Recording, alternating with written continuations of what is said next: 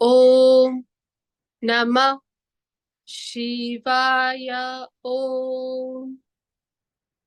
हे शिवजी महाराज, हम सब आपसे प्रार्थना करते हैं कि हमें वह शक्ति आप प्रदान करें जिससे कि हम शिव महापुराण का ये पाठ संपूर्ण कर सके, एवं जो हमारे लिए इस समय कोई ज्ञान है जिससे हम हमारे जीवन को अच्छा बना सके, वो ज्ञान हमें मिले और हम उस ज्ञान को उपयोग में लाकर अपने जीवन को और भी अच्छा बनाए।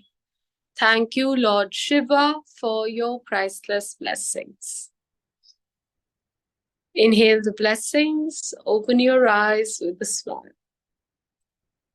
So Atma Namaste everyone. So अब हम आ रहे हैं 12 ज्योतिर्लिंगों के बारे में जानेंगे डिटेल में। प्रथम ज्योतिर्लिंग सोमनाथ के प्रादुर्भाव की कथा और उसकी महिमा। तदंतर कपिला नगरी के कालेश्वर, रामेश्वर आदि की महिमा बताते हुए सूत जी ने समुद्र के तट पर स्थित गोकर्ण क्षेत्र के शिवलिंगों की महिमा का वर्णन किया। फिर महाबल नामक शिवलिंग का अद्भुत महात्म्य बताया। अन्य बहुत से शिवलिंगों की विचित्र महात्म्य कथाओं का वर्णन करने के पश्चात ऋषियों के पूछने पर वह ज्योतिर्लिंगों का वर्णन करने लगे। सूत जी बोले, ब्राह्मणों, मैंने सदगुरु से जो कुछ सुना है वह ज्योतिर्लिंगों का महात्मा तथा उनके प्राकट्य का प्रसंग अपनी बुद्धि के अनुसार संक्षेप से ही सुनाऊंगा। तुम सब लोग सुनो। मुने, ज्योतिर्लिंगों में सबसे पहले सोमनाथ का नाम आता है, अतः पहले उन्हीं के महात्म को सावधान होकर सुनो।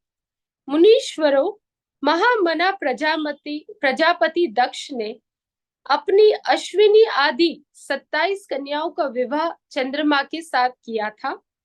चंद्रमा को स्वामी के रूप में पाकर वे दक्ष कन्याएं विशेष शोभा पाने लगी तथा चंद्रमा भी उन्हें पत्नी के रूप में पाकर निरंतर सुशोभित होने लगे। उन सब पत्नियों में भी जो रोहिणी नाम की पत्नी थी, एकमात्र वह चंद्रमा को जितनी प्रिय थी उतनी दूसरी कोई पत्नी कदापि प्रिय नहीं हुई। इससे दूसरी स्त्रियों को बड़ा दुख हुआ। वे सब अपने पिताजी की शरण में गई। वहां जाकर उन्होंने जो कुछ भी उन्हें दुख होता था उसे पिताजी को निवेदन किया। द्विजो ये सब सुनकर दक्ष भी दुखी हो गए और चंद्रमा के पास आकर शांति पूर्वक बोले।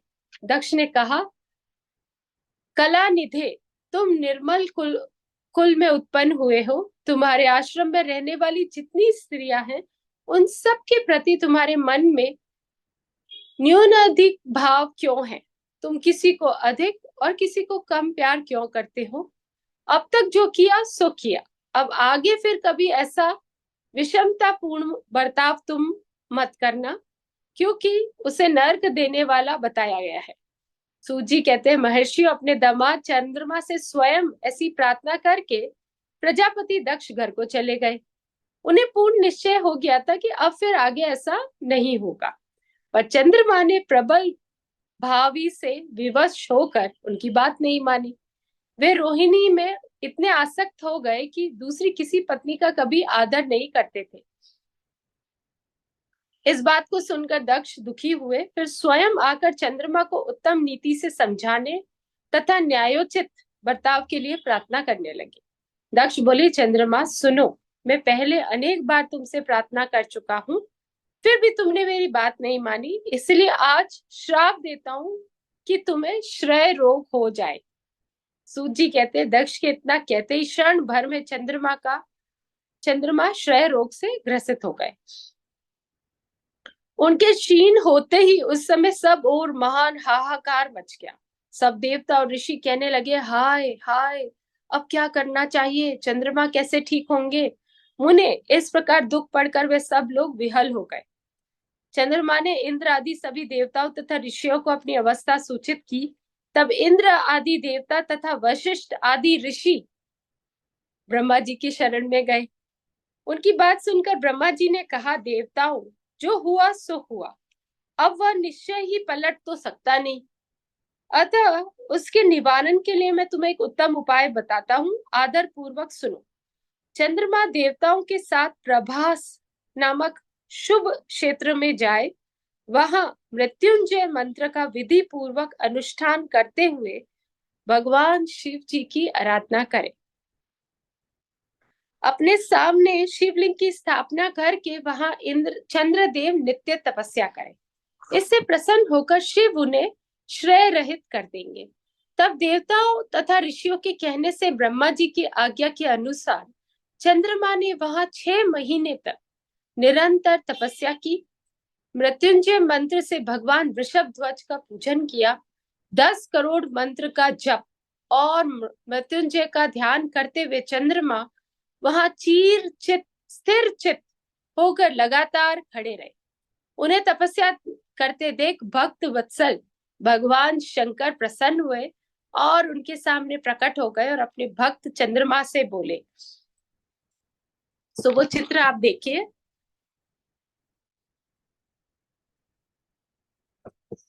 शंकर जी ने कहा, चंद्रदेव, तुम्हारा कल्याण हो। तुम्हारे मन में जो अभिष्ट हो वह वर मांगो, मैं प्रसन्न हूँ, तुम्हें संपूर्ण उत्तम वर प्रदान करूंगा। चंद्रमा बोले, देवेश्वर, यदि आप प्रसन्न है तो मेरे लिए क्या असाध्य हो सकता है। तथापि प्रभु शंकर, आप मेरे शरीर के इस श्रेय रोग का निवारण कीजिए। मुझसे जो अपराध बन गया उसे क्षमा कीजिए। शिव जी ने कहा, चंद्रदेव, एक पक्ष में प्रतिदिन तुम्हारी कला क्षीण हो और दूसरे पक्ष में फिर वह निरंतर बढ़ती रहे। तदंतर चंद्रमा ने भक्ति भाव से भगवान शंकर की स्तुति की। इससे पहले निराकार होते हुए भी वे भगवान शिव फिर साकार हो गए। देवताओं पर प्रसन्न हो उस क्षेत्र के महत्व को बढ़ाने तथा चंद्रमा के यज्ञ का यश का विस्तार करने के लिए भगवान शंकर उन्हीं के नाम पर वहां सोमेश्वर कहलाए गए। सो चंद्रमा का एक नाम है सोम, और सोमनाथ के नाम से तीनों लोकों में विख्यात हुए। ब्राह्मणों, सोमनाथ का पूजन करने से वे उपासक के श्रेय तथा कोढ़ आदि रोगों का नाश करते हैं।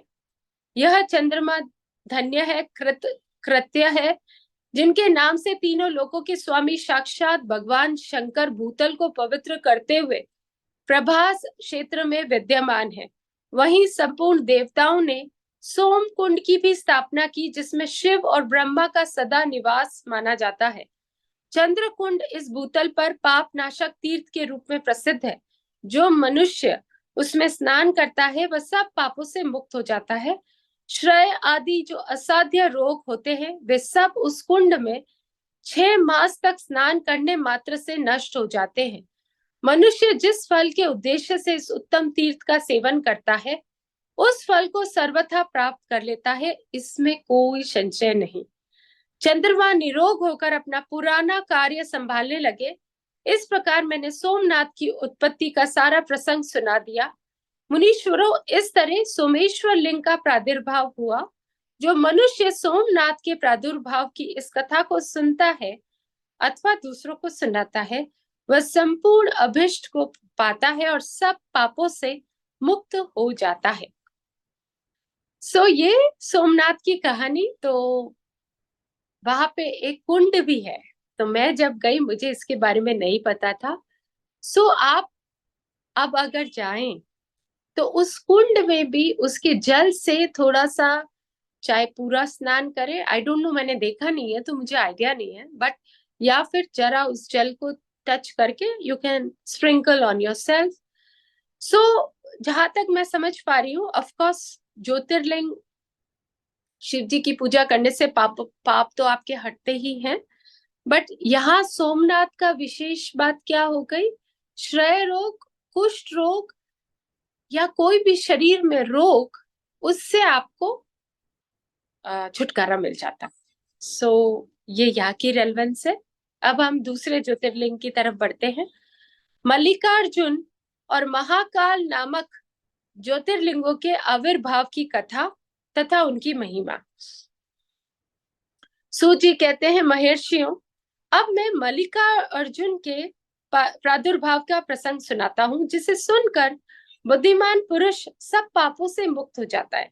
Now here a very interesting story is कि जब हम ये कोई भी अवतार की कहानी सुनते हैं, उसको सुनने मात्र से भी हमारे कुछ तो पापों का श्रय हो जाता है, नाश हो जाता है। और जो चंद्रमा का घटते बढ़ने का जो साइकिल हुआ था ना, वो भी भगवान शंकर ने ही दिया था उनको, सोमनाथ में जब उनको दर्शन दिया। उससे पहले चंद्रमा एक स्टाइल में ही रहते थे, बट तब से सिंस उन्होंने रोहिणी से विशेष प्रेम किया और दूसरी पत्नियों पर इतना ध्यान नहीं दिया, इस वजह से उनका ये हुआ कि 15 दिन वो बढ़ेंगे और 15 दिन उनका घटता जाएगा प्रकाश, और अमावस्या के दिन एकदम शून्य हो जाएगा। ऐसा उनको श्राप की वजह से हुआ। फिर ये वरदान दिया शिव जी ने, and then it started happening like this. अब हम मल्लिकार्जुन की बात सुनते हैं। जब महाबली तारक शत्रु शिवा पुत्र कुमार कार्तिकेय सारी पृथ्वी की परिक्रमा करके फिर कैलाश पर्वत पर आए और गणेश के विवाह आदि की बात सुनकर कौच पर्वत पर चले गए, पार्वती और शिवजी वहां जाकर अनुरोध करने पर भी वो लौटे नहीं तथा वहां से भी 12 कोस दूर चले गए।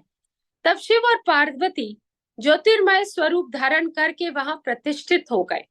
वे दोनों पुत्र स्नेह से आतुर हो पर्व के दिन अपने पुत्र कुमार को देखने के लिए उनके पास जाया करते थे। अमावस्या के दिन भगवान शंकर स्वयं वहां जाते और पूर्णमासी के दिन पार्वती जी निश्चय ही वहां पदार्पण करती थी। So very interesting. अमावस्या के दिन शंकर जी जाते थे अपने बेटे को देखने के लिए। कार्तिकेय वो नाराज हो गए क्योंकि गणेश जी ने तो अपने माता पिता की परिक्रमा करके बहुत जल्दी पृथ्वी की परिक्रमा कर ली और उनके विवाह की भी बातें होने लगी। यहाँ कार्तिकेय पूरा दुनिया घूम के जब पहुंचे तो ही गॉट एंग्री, तो वो कहीं चले गए। तो वहां पे माता पिता जरूर मोह के बंधन में, तो अमावस्या को शिव जी जाते, पूर्णमासी को पार्वती जी आती। उसी दिन से लेकर भगवान शिव का मल्लिकार्जुन नामक एक लिंग तीनों लोकों में प्रसिद्ध हुआ। उसमें पार्वती और शिव दोनों की ज्योतियां प्रतिष्ठित है। मल्लिका का अर्थ है पार्वती और अर्जुन शब्द का शिव का वाचक है। वाव। सो जो ये मल्लिका अर्जुन है, इसमें मल्लिका है पार्वती, अर्जुन है शिव, और वो जो शिवलिंग है इसमें शिव जी पार्वती दोनों का है। Okay, this we need to remember also. तो सोमनाथ में शिव जी ही है, यहाँ पे दोनों है। उस लिंग का जो दर्शन करता है वह समस्त पापों से मुक्त हो जाता है और संपूर्ण अभिष्ट को प्राप्त कर लेता है, इसमें संशय नहीं। इस प्रकार मल्लिका अर्जुन नामक द्वितीय ज्योतिर्लिंग का वर्णन किया गया, जो दर्शन मात्र से लोगों के लिए सब प्रकार का सुख देने वाला बताया गया। ऋषियों ने कहा, प्रभु अब आप विशेष कृपा करके तीसरे ज्योतिर्लिंग का वर्णन कीजिए। सूत जी ने बोला, ब्राह्मणों मैं धन्य हूँ, कृत्य हूँ जो आप श्रीमानों का संग मुझे प्राप्त हुआ। साधु पुरुषों का संग निश्चय ही धन्य है, अतः मैं अपना सौभाग्य समझकर पाप नाशिनी परम पावनी दिव्य कथा का वर्णन करता हूँ। तुम लोग आदर पूर्वक सुनो। अवंती नाम से प्रसिद्ध एक रमणीय नगरी थी, जो समस्त देहधारियों को मोक्ष प्रदान करने वाली थी। वह भगवान शिव को भी बहुत प्रिय थी, परम पुण्यमयी और लोक पावनी थी। उस पुरी में एक श्रेष्ठ ब्राह्मण रहते थे, जो शुभ कर्म परायण थे, वेदों के स्वाध्याय में संलग्न तथा वैदिक कर्मों के अनुष्ठान में सदा तत्पर रहने वाले थे। वे घर में अग्नि की स्थापना करके प्रतिदिन अग्निहोत्र करते थे और शिव जी की पूजा में सदा तत्पर रहते थे। वे ब्राह्मण देवता प्रतिदिन पार्थिव शिवलिंग बनाकर उसकी पूजा किया करते थे। वैदिक प्रिय नामक वे ब्राह्मण देवता सम्यक ज्ञानार्जन में लगे रहते थे, इसलिए उन्होंने संपूर्ण कर्मों का फल पाकर वह सद्गति प्राप्त कर ली, जो संतों को भी सुलभ नहीं होती, जो संतों को सुलभ होती है। उनके शिव पूजा परायण 4 तेजस्वी पुत्र थे जो पिता और माता से सद्गुणों में कम नहीं थे। उनके नाम थे देवप्रिय, प्रियमेधा, सुकृत और सुव्रत। उनके सुखदायक गुण वहां सदा बढ़ने लगे और उनके कारण अवनीति नगरी ब्रह्म तेज से परिपूर्ण हो गई। उसी समय रत्नमाल पर्वत पर दूषण नामक एक धर्म द्वेषी असुर ने ब्रह्मा जी से वर पाकर वेद, धर्म तथा धर्मात्माओं पर आक्रमण किया। अंत में उसने सेना लेकर अवंती, अवंती है उज्जैन का पुराना नाम, ओके, आज उज्जैन जो नगर है उसका नाम पुराने जमाने में अवंती था, अवंती के ब्राह्मणों पर चढ़ाई कर दी। उसकी आज्ञा से 4 भयानक दैत्य चारों दिशाओं में प्रलय अग्नि के समान प्रकट हो गए, परंतु वे शिव विश्वासी ब्राह्मण बंधु उनसे डरे नहीं। जब नगर के ब्राह्मण बहुत घबरा गए तब उन्होंने उनको आश्वासन देते हुए कहा, आप लोग भक्त वत्सल भगवान शंकर पर भरोसा रखिए। यो कह शिवलिंग का पूजन करके वे भगवान शिव का ध्यान करने लगे। इतने में ही सेना सहित दूषण ने आकर उन ब्राह्मणों को देखा और कहा, इन्हें मार डालो, बांध लो। वेद प्रिय के पुत्र उन ब्राह्मणों ने उसी समय उस दैत्य की कही भी बात न सुनी, क्योंकि वे भगवान शंभु के ध्यान मार्ग में स्थित थे। उस दुष्ट आत्मा दैत्य ने ज्यों ही उन ब्राह्मणों को मारने की इच्छा की, त्यों ही उनके द्वारा पूजित पार्थिव शिवलिंग के स्थान पर बड़ी भारी आवाज के साथ एक गड्ढा प्रकट हो गया। उस गड्ढे से तत्काल विकट रूपधारी भगवान शिव प्रकट हो गए, जो महाकाल नाम से विख्यात हुए। वे दुष्टों के विनाशक तथा सत्य पुरुषों के आश्रय दाता है। उन्होंने उन दैत्य से कहा, अरे खल, मैं तुझ जैसे दुष्टों के महाकाल के लिए महाकाल प्रकट हुआ हूँ। तुम इन ब्राह्मणों के निकट से दूर भाग जाओ। सो महाकाल क्या है? वो काल जो दुष्टों को ग्रास लेता है। ऐसा कहकर महाकाल शंकर ने सेना सहित दूषण को अपने हुंकार मात्र से तत्काल भस्म कर दिया। कुछ सेना उनके द्वारा मारी गई और कुछ भाग खड़ी हुई। परमात्मा शिव ने दूषण का वध कर दिया। जैसे सूर्य को देखकर संपूर्ण अंधकार नष्ट हो जाता है, उसी प्रकार भगवान शिव को देखकर उसकी सारी सेना अदृश्य हो गई। देवताओं की दुंदुभियां बज उठी और आकाश से फूलों की वर्षा होने लगी। उन ब्राह्मणों को आश्वासन दे सुप्रसन्न हुए स्वयं महाकाल महेश्वर शिव ने उनसे कहा, तुम लोग वर मांगो। उनकी बात सुनकर वे सब ब्राह्मण हाथ जोड़कर भक्ति भाव से भली भांति प्रणाम करके नतमस्तक होकर बोले। द्विजों ने कहा, महाकाल महादेव, दुष्टों को दंड देने वाले प्रभु शंभो, आप हमें संसार सागर से मोक्ष प्रदान करें। शिव, आप जन साधारण की रक्षा के लिए सदा यहीं रहे। प्रभु शंभो, अपना दर्शन करने वाले मनुष्यों का आप सदा ही उद्धार करें।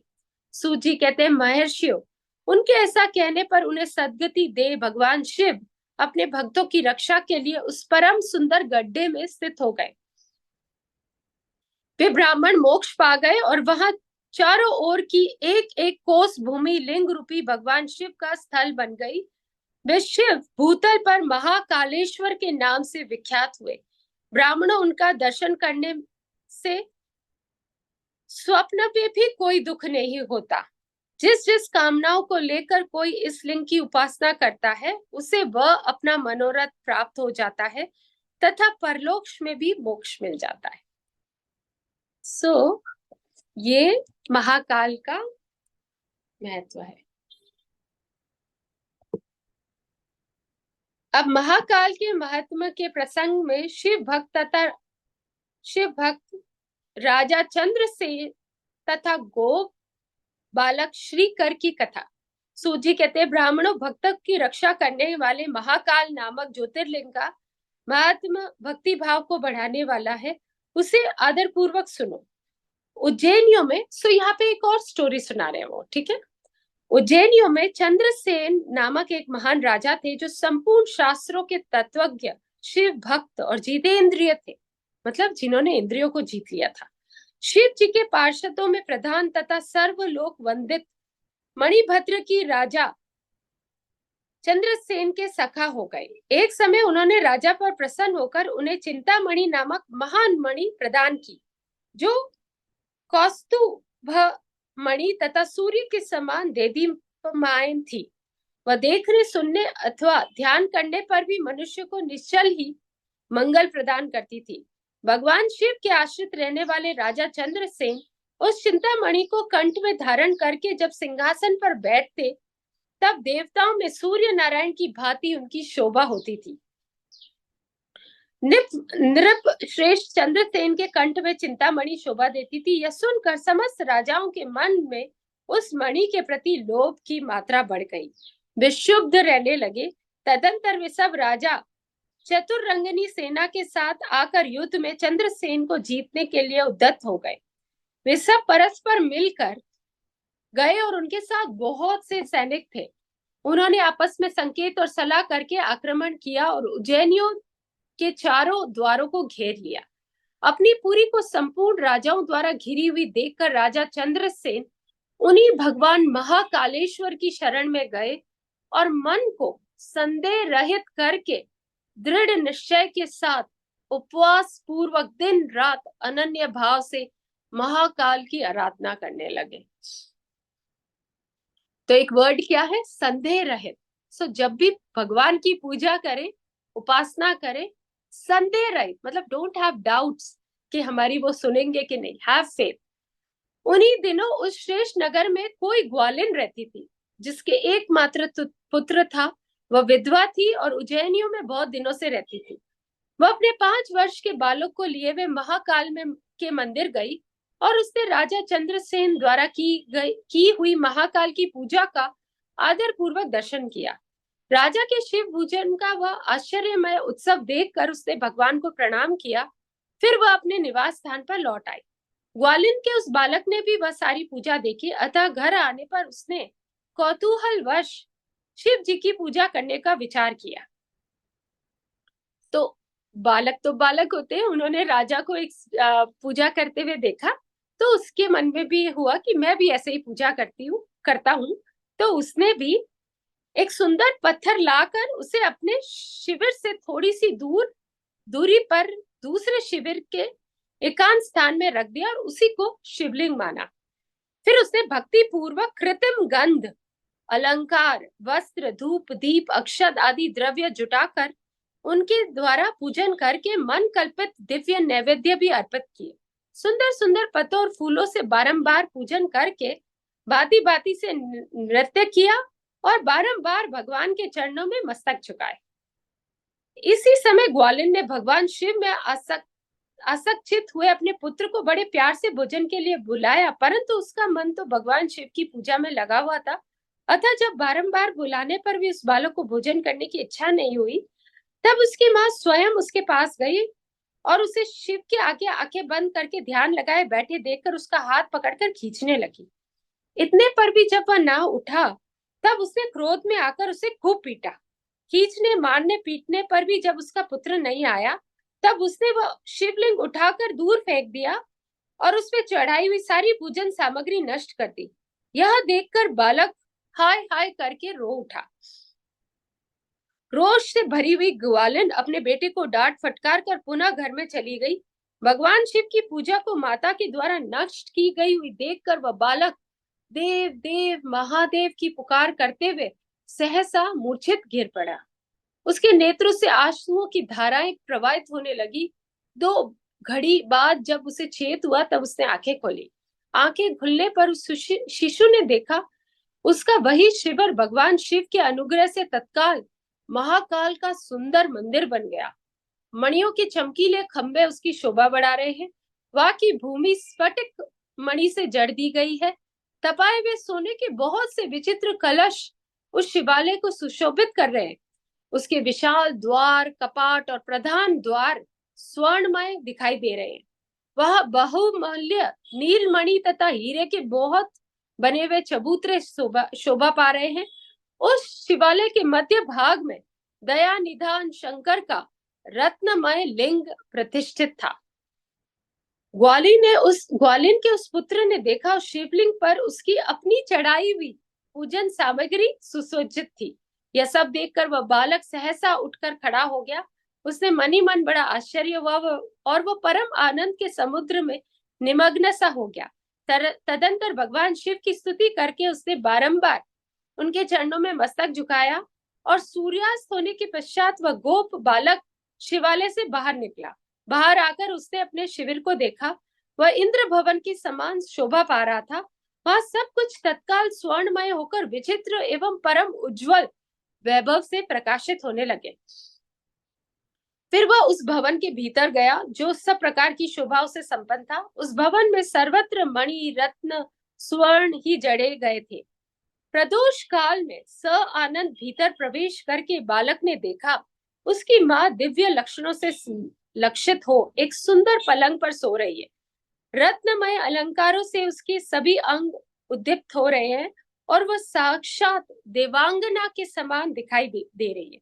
मुख से विहल हुए उस बालक ने अपनी माता को बड़े वेग से उठाया। वह भगवान शिव की कृपा पात्र हो चुकी थी। ग्वालन ने उठकर देखा, सब कुछ अपूर्व सा हो गया था। उसने महान आनंद में निमग्न हो अपने बेटे को छाती से लगा लिया।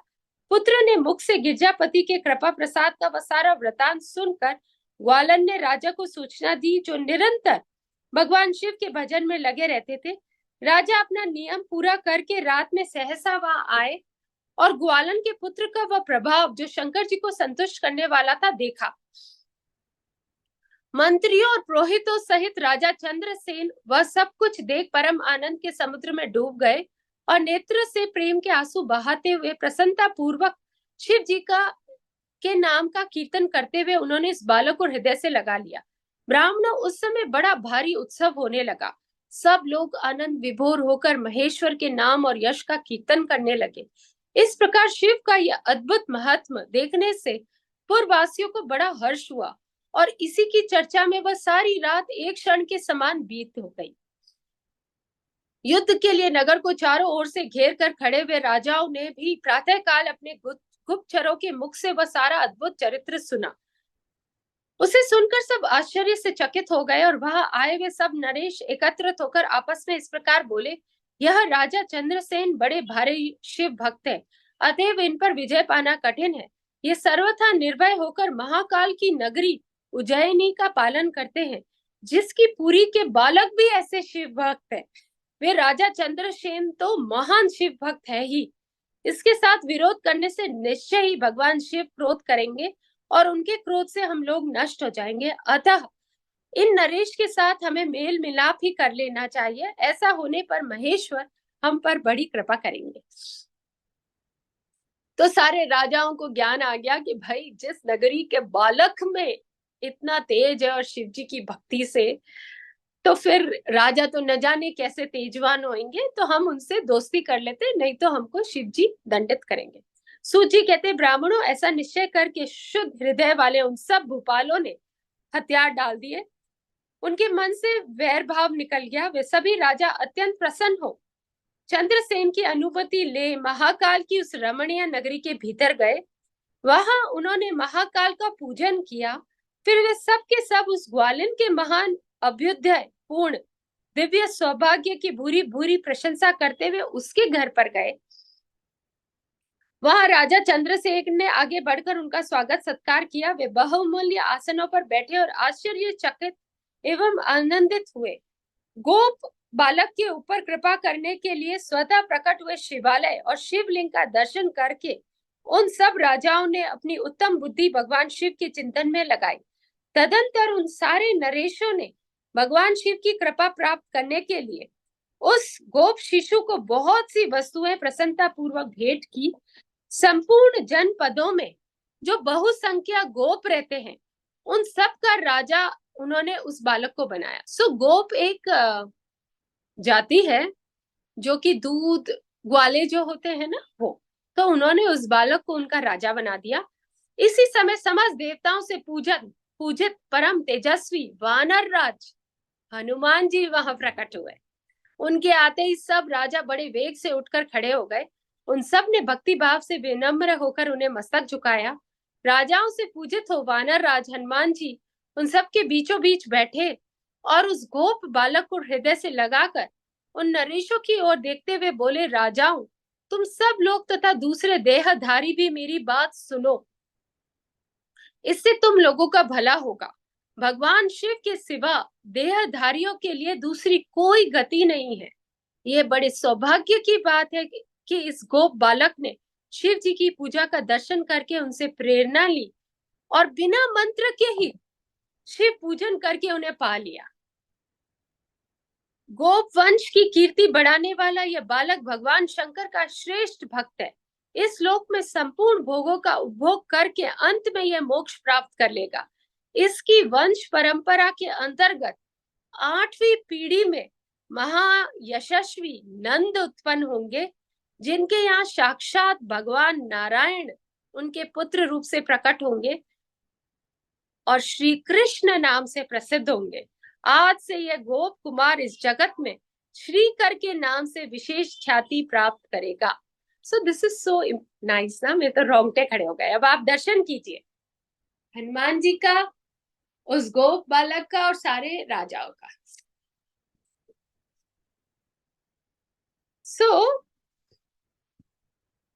उज्जैन नगरी में ये जो गोप बालक है, उसी की 8वीं पीढ़ी के नंद बाबा जो थे, जिनके पुत्र हुए श्री कृष्ण।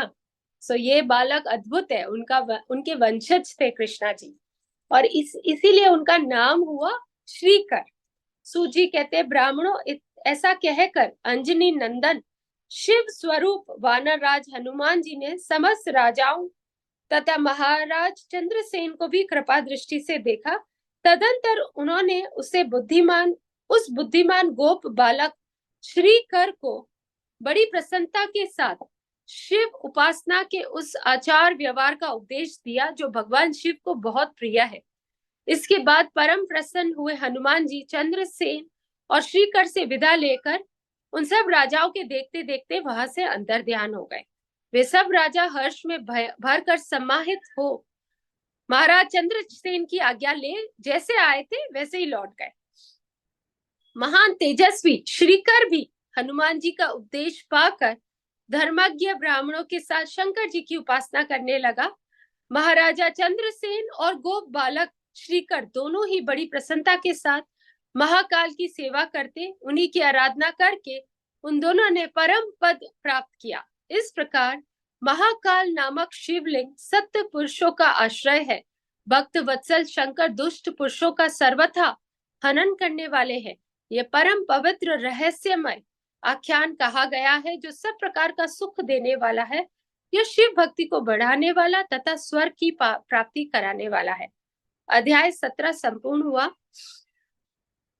सो महाकाल जब भी आप जाएं, हैव दिस इंटेंशन कि एक तो आपके पापों का नाश हो, और एक कोई भी तरह का शत्रु हो सकता है। शत्रु हमारे मन के डर हो सकते हैं, हमारे अंदर के वाइसेस हो सकते हैं। सो जब भी महाकाल विजिट करे, उन सबको आप शिव जी को सौंप दे वहां पे एंड सी द मैजिक।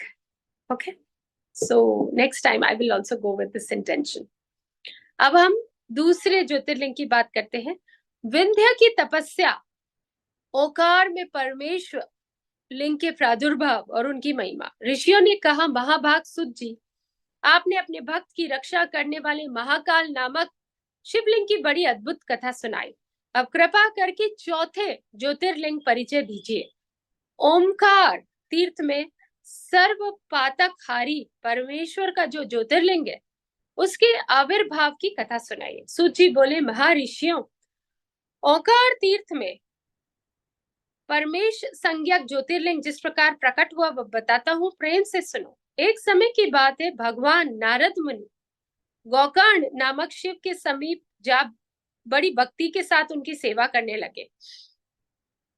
कुछ काल के बाद वे मुनि श्रेष्ठ वहां से गिरिराज विंध्य पर आए और विंध्य के वहां बड़े आदर के साथ उनका पूजन किया। मेरे यहाँ सब कुछ है, कभी किसी बात की कमी नहीं होती। इस भाव को मन में लेकर विंध्याचल नारद जी के सामने खड़ा हो गया। उसकी वह अभिमान भरी बात सुनकर अहंकार नाशक नारद मुनि लंबी सांस खींचकर चुपचाप खड़े रह गए। यह देखकर विंध्य पर्वत ने पूछा, आपने मेरे यहाँ कौन सी कमी देखी है? आपने इस तरह लंबी सांस क्यों ली? सो जब नारद जी विंध्या पर्वत पर जाते तो विंध्या पर्वत मनुष्य रूप में उनके सामने खड़े होते हैं और कहते हैं कि आई हैव एवरीथिंग। तो उनमें थोड़ा अहंकार था और नारद जी अहंकार को नाश करने वाले। तो एक लंबी सांस खींचते हैं वो। तो ये पर्वत पूछते हैं भाई क्या हो गया? तो नारद जी ने कहा भैया तुम्हारे यहाँ सब कुछ है, फिर भी मेरू पर्वत तुमसे बहुत ऊंचा है। तो नारद जी क्या करते थे, थोड़ी लगाई बुझाई करते। तो कहते हैं मेरू पर्वत तुमसे बहुत ऊंचा है, उसके शिखरों का विभाग देवताओं के लोकों में भी बहुत ऊंचा है, किंतु तुम्हारे शिखर का भाग वहां कभी भी नहीं पहुंच सका है। सूजी कहते हैं ऐसा कहकर नारद जी की वहां से जिस तरह आए थे उसी तरह चल दिए, परंतु विंध्य पर्वत मेरे जीवन आदि को धिक्कार है, ऐसा सोचता हुआ मन ही मन संतप्त हो उठा। अच्छा, अब मैं विश्वनाथ भगवान शंभु की आराधना पूर्वक तपस्या करूंगा, ऐसा हार्दिक निश्चय करके वह भगवान शंकर की शरण में गया।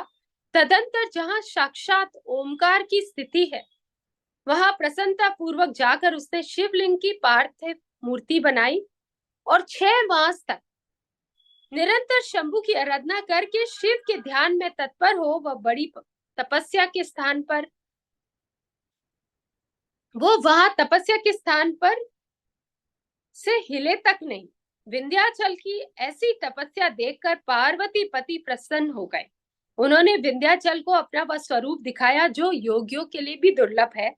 वे प्रसन्न हो उस समय उनके सामने पहुंचे और बोले, विंध्य तुम मनोवांछित वर मांगो, मैं भक्तों को अभिष्ट वर देने वाला हूँ, तुम्हारी तपस्या से प्रसन्न हो। विंध्य बोले, देवेश्वर शंभु आप सदा ही भक्त वत्सल है, यदि आप मुझ पर प्रसन्न है तो मुझे वह अभिष्ट बुद्धि प्रदान कीजिए जो अपने कार्य को सिद्ध करने वाली हो। भगवान शंभु ने उसे वह उत्तम वर दे दिया और कहा, पर्वतराज विंध्य तुम जैसा चाहो वैसा करो। इसी समय देवता तथा निर्मल अंतःकरण वाले ऋषि वहां आए और शंकर जी की पूजा करके बोले, प्रभु आप यहाँ स्थिर रूप से निवास करें। देवताओं की बात सुनकर परमेश्वर शिव प्रसन्न हुए और लोगों को सुख देने के लिए उन्होंने सहर्षि वैसे ही किया। वहां जो एक ज्योतिर ओमकार लिंग था वो 2 स्वरूपों से विभक्त हो गया। प्रणव में तो जो सदाशिव थे वे ओमकार नाम से विख्यात हुए और पार्थिव मूर्ति में जो शिव ज्योति प्रतिष्ठित हुए उसकी परमेश्वर संज्ञा हुई। परमेश्वर को ही अमलेश्वर भी कहते हैं। इस प्रकार ओमकार और परमेश्वर ये दोनों शिवलिंग भक्तों को अभिष्ट फल प्रदान करने वाले हैं। उस समय देवता और ऋषियों ने उन दोनों लिंगों की पूजा की और भगवान वृषभ ध्वज को संतुष्ट करके अनेक वर प्राप्त किए। तत्पश्चात देवता अपने अपने स्थान को गए और विंध्याचल भी अधिक प्रसन्नता का अनुभव करने लगे। उसने अपने अभिष्ट कार्य को सिद्ध किया और मानसिक परिताप को त्याग दिया। जो पुरुष इस प्रकार भगवान शंकर का पूजन करता है वह माता के गर्भ में फिर नहीं आता, अपने अभिष्ट फल को प्राप्त कर लेता है, इसमें संशय नहीं। अब माता के गर्भ में नहीं आता इसका क्या मतलब है? जीवन मृत्यु के साइकिल से वो हट जाता है और उसको मोक्ष मिल जाता है। सूची कहते हैं, महर्षियों ओमकार में जो ज्योतिर्लिंग प्रकट हुआ और उसकी आराधना से जो फल मिलता है वह सब यहाँ मैंने तुम्हें सुनाया। इसके बाद में उत्तम केदार नामक ज्योतिर्लिंग का वर्णन करूंगा। ये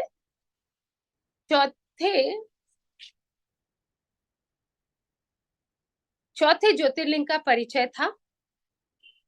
अब इसके साथ हम यही संपूर्ण करते हैं आज का। केदारेश्वर के बारे में कल पढ़ेंगे, it's a long chapter. So let us give thanks. हे शिवजी महाराज, बुद्धिभ्रांत से, अज्ञान से, त्रुटि से, वाचन की त्रुटि से जो भी हमने आपका पूजन किया है उसको आप स्वीकार करें और हम सबको आशीर्वाद के रूप में बहुत सारा बल, बुद्धि, ज्ञान और अध्यात्म की शक्ति प्रदान करें। Thank you Lord Shiva for your priceless blessings. आत्मा नमस्ते एवरीवन।